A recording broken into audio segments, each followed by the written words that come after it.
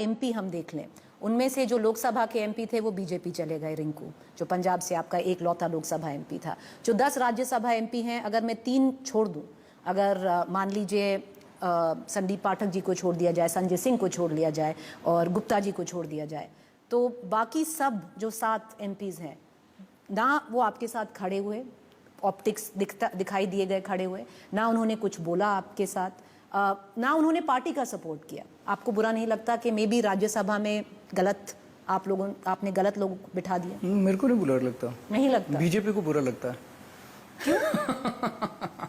BJP कह रही है केजरीवाल के 7 एमपीज ने केजरीवाल के पक्ष में नहीं बोला, इसलिए हमें वोट दो। अरे 10 साल तुमने केंद्र की सरकार चलाई, अपने काम पे वोट मांगो यार। मेरे एमपीज नहीं बोले, मेरी मर्जी, मेरी पार्टी है, मैं निपट लूंगा उनसे। तुम्हारे को नहीं निपट लूंगा इन द सेंस मैं उसको डील कर लूंगा। मैं उनसे पूछ लूंगा भाई क्या बोले नहीं बोले। प्रचार कर रहे थे, बहुत सारे लोग प्रचार कर रहे थे, मेरे को मिलती रहती थी खबर। अब बीजेपी ने यह मुद्दा उठाया कि केजरीवाल, आपने 7 का नाम लिया, वो 3 की बात करते हैं कि 3 एमपी केजरीवाल के नहीं बोले इसलिए हमें वोट दो। 7 है। मैं उनको कहना चाहता हूं बीजेपी को, यार अपने काम पे वोट मांगो। वो किस चीज पे वोट मांग रहे हैं? प्रधानमंत्री जी कहते हैं इंडिया गठबंधन को वोट दे दिया तो ये तुम्हारी टूटी चोरी करके ले जाएंगे। इंडिया गठबंधन को वोट दे दिया तो ये तुम्हारी भैंस खोल के ले जाएंगे। इंडिया गठबंधन को वोट दे दिया तो ये तुम्हारे बैंक से पैसे निकलवा लेंगे। इंडिया गठबंधन को वोट दे दिया तो ये तुम्हारा मंगलसूत्र छीन लेंगे। इंडिया गठबंधन को वोट देता तो ये बिजली काट के भाग जाएंगे। इंडिया गठबंधन को वोट दे दिया ये सुबह का अखबार लेके भाग जाएंगे। और वहां पे बॉम्बे जाके बोले शरद पवार भटकती आत्माएं, उद्धव ठाकरे अपने पिताजी की नकली संतान है। इस चीज पे वोट मांग रहे हैं वो लोग। देश के अंदर लोग इतने त्रस्त हैं महंगाई से, बेरोजगारी से, बहुत दुखी हैं लोग। तो जब लोग टीवी पे देखते हैं अपने प्रधानमंत्री से, उम्मीद करते हैं कि आज मेरा प्रधानमंत्री मुझे बताएगा कि अगर मैं इनको वोट दूं तो ये महंगाई कैसे कम करेंगे, पेट्रोल के दाम कैसे कम करेंगे, डीजल के दाम कैसे, उसकी तो बात ही नहीं करते। उनको पता ही नहीं प्रधानमंत्री जी को कि महंगाई हो रही है। रोजगार कैसे देंगे उसका उनके पास कोई ब्लूप्रिंट नहीं है, कोई विजन नहीं है प्रधानमंत्री जी के पास। ये तुम्हारी टूटी चोरी करके भाग जाएंगे, तुम्हारा सोफा लेके भाग जाएंगे, तुम्हारी टेबल लेके भाग, ये क्या है? ये विजन है? गाली गलौज करके वोट लेना चाहते हो? केजरीवाल के 3 एमपी भी नहीं बोल रहे। अरे नहीं बोल रहे, मेरी मर्जी, हमारी मर्जी, नहीं बोल रहे। पर अरविंद जी बाहर तो मैसेज जाता है, कोई मैसेज नहीं जाता, किसी ने नहीं पूछा, बीजेपी वाले उठा रहे हैं बस। नहीं अरविंद जी, अगर देखिए ये आप ही के एमपीज हैं, ये जो 7 राज्यसभा के एमपी, हमारे एमपी हैं, हम उनसे बात कर लेंगे ना। बीजेपी वालों को क्या तकलीफ, प्रधानमंत्री जी को क्या तकलीफ हो रही है कि केजरीवाल के एमपी नहीं बोले? आपने आडवाणी जी बोले, आडवाणी जी ने वोट मांगी मोदी जी के लिए। नहीं, वो तो अभी बहुत, मुरली मनोहर जोशी जी ने वोट मांगी, अब तो बहुत, वसुंधरा राजे ने वोट मांगी, डॉक्टर रमन सिंह ने वोट मांगी। वसुंधरा जी तो कैंपेन कर रही थी, वो सब राजस्थान में जम के कैंपेन किया है ना। मैं आपको 30 इनके नेताओं की लिस्ट दे दूंगा जिन्होंने मोदी जी के पक्ष में। चलिए वो तो उनके थे, आप तो कह रहे हैं अपने नेता के बारे में देखिए, है ना? तो फिर ये क्या डिस्कोर्स है? तो डिस्कोर्स में कह रही हूँ, मैं आपसे ये पूछ रहा हूँ कि क्या प्रधानमंत्री को ये बोलना चाहिए कि ये तुम्हारी टूटी चोरी करके। दिल्ली की बात करते हैं मुख्यमंत्री जी, अभी 7 सीट हैं दिल्ली की जिनका चुनाव होने जा रहा है। एक चीज हमेशा देखनी हुई आई है कि जो आपको जमकर वोट करता है वही वोटर जब लोकसभा आ जाता है वो मोदी जी का वोटर बन जाता है और वो मोदी जी को वोट करता है। एक अलायंस बहुत मुश्किल से हो पाया है आपका कांग्रेस के साथ। ठीक चल रहा है? आपको लगता है इस बार कुछ हो पाएगा? जो 7 सीट आप मिलकर लड़ रहे हैं दिल्ली में। शुरू में हिकअप्स थे कांग्रेस के साथ। क्या हिकअप्स थे? हमारी पुरानी हॉस्टिलिटीज थी भाई, हमेशा एक दूसरे के खिलाफ लड़े थे। तो गठबंधन के बाद हर लेवल पे काम करने में कई सारी अड़चने थी, लेकिन अब वो अड़चनें दूर कर दी गई हैं। और मैं देख रहा हूं, मैंने उनके कैंडिडेट्स के लिए भी प्रचार किया, उनके नेता हमारे कैंडिडेट्स के लिए प्रचार कर रहे हैं। सचिन पायलट जी आए थे अभी थोड़े दिन पहले। तो अब वो ऊपर से नीचे तक एक सिनर्जी है और मिलके काम कर रहे हैं। और मुझसे अगर आप 2 महीने पहले, मेरी अरेस्ट के पहले पूछती कि कितनी सीट आ रही है, तो मैं कहता शायद 1-2 आ जाए। लेकिन अरेस्ट को लेके दिल्ली की जनता में बहुत ज्यादा गुस्सा है, बहुत ज्यादा। और वो इसका जवाब इस बार वोटिंग वाले दिन देगी दिल्ली की जनता। आप कह रहे हैं कि प्रचार दोनों तरफ से हो रहा है। हमने आपको देखा, आपने 7 सीटों पर जाकर प्रचार किया। आप कन्हैया कुमार के साथ खड़े हुए थे 2 दिन पहले। ये उल्टा नहीं दिखाई दे रहा है। सचिन पायलट जी आए थे। सचिन पायलट जी को छोड़ के राहुल गांधी, प्रियंका गांधी जो प्रचार कर रहे हैं, आपके साथ क्यों नहीं कर रहे? राहुल गांधी जी के साथ कई बार बात हुई, उनके पहले से मेरे को एक बड़ी छोटी सी विंडो मिली है 20 दिन की।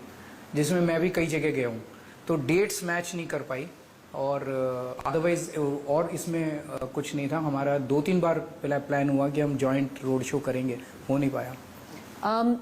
थोड़ा सा तो अजीब लगेगा ना अरविंद केजरीवाल जी, जिस पार्टी की बिना पे आपने अपनी पॉलिटिक्स बनाई, अपनी पार्टी खड़ी करी, अब वक्त आने पर जाकर उसी पार्टी का बटन दबाएंगे आप और वो आपकी पार्टी का बटन दबाएंगे। हमारे सारे जितने हम साथ हैं हमारे सामने एक ही है कि देश को बचाना है और तानाशाही से बचाना है। हम नहीं चाहते कि रशिया की तरह, बांग्लादेश की तरह, पाकिस्तान की तरह हमारी डेमोक्रेसी खत्म हो जाए। अरविंद जी, एक बहुत गंभीर चार्ज है आपके पास कि अरविंद केजरीवाल जो तानाशाही की बात करे, जो देश बचाने की बात करे, जो महिला के पक्ष में बात करे, आज एक बहुत गंभीर चार्जेस लगे हैं उनकी पार्टी पर और उनकी एक अपने खुद के पर्सनल सेक्रेटरी पर अरविंद केजरीवाल इस बार चुप हैं। नहीं, मैंने तो बोला है भाई, 2 वर्जन है। मैं मौके वारदात पे तो था नहीं। 2 वर्जन है, एक स्वाति जी ने दिया है पुलिस को और एक विभव ने दिया है पुलिस को। पुलिस ईमानदारी से जांच करे, अगर ये सही है तो इनके पक्ष में, ये सही है तो इनके पक्ष में। न्यायालय में केस चल रहा है, मैटर सब जुडिस है, तो न्यायालय न्याय करे।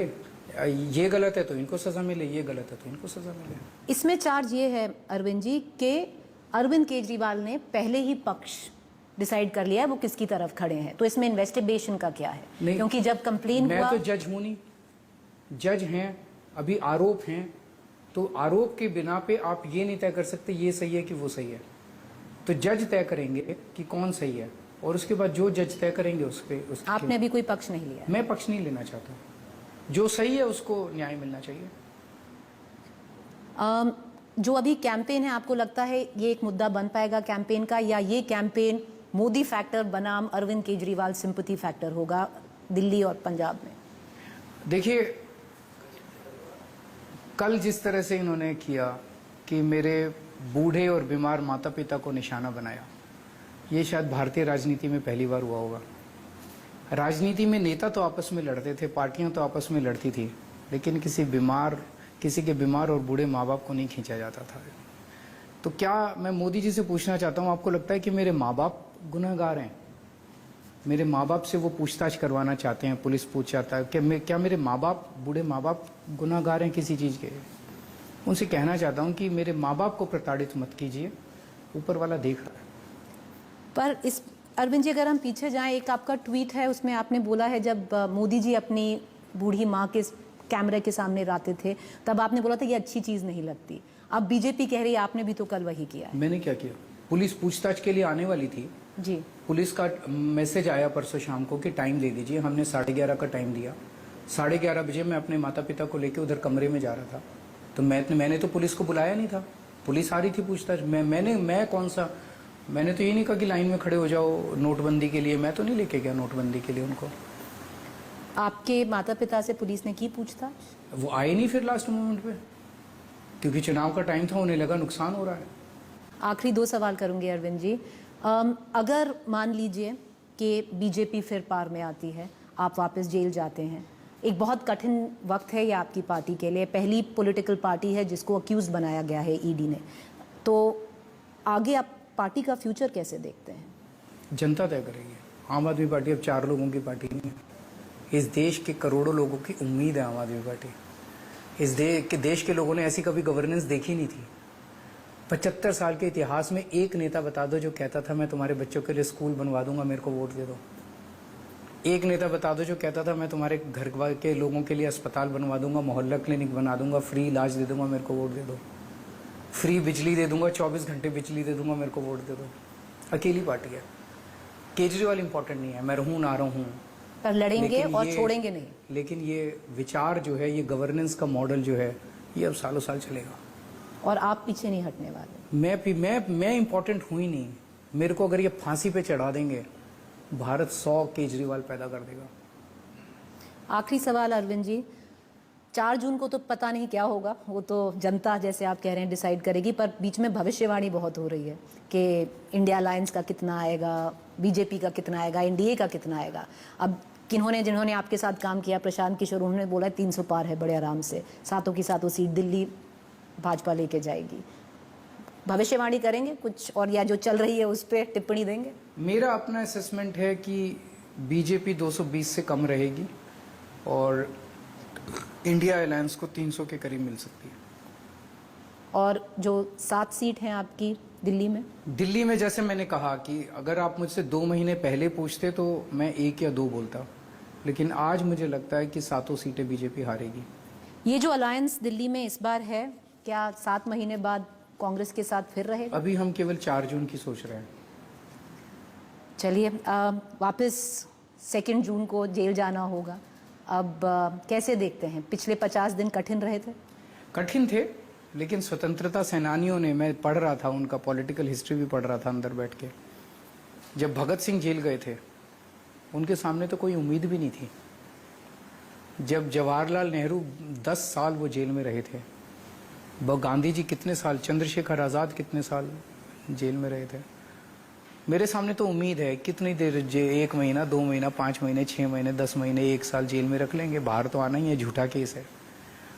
वो लोग जेल गए थे देश को आज़ाद कराने के लिए, हम लोग जेल जा रहे हैं देश को बचाने के लिए। चलिए देखते हैं कौन देश बचाता है और जनता किसको पिक करती है। थैंक यू अरविंद केजरीवाल जी, बहुत शुक्रिया, आपने आज तक और इंडिया टुडे से बात की, जो अंग्रेजी में कहते हैं let the best man win. Good luck.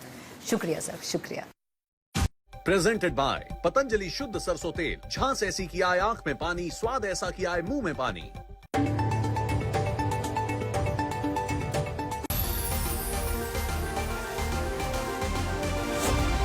आपने कभी सोचा है कि हम बीमारी से कम उसके पकड़े जाने से ज्यादा डरते हैं? इस डर से आप बिल्कुल मत डरिए। सही समय पर जांच हो, साथ ही आपके और आपके डॉक्टर की बन जाए टीम, तो बीमारी जो है वो करेगी जाने की तैयारी। मैनकाइंड फार्मा, जिनको यही ख्याल रहता है कि आप अपना ख्याल रखें। Mankind pharma, serving life. चल हो जा शुरू।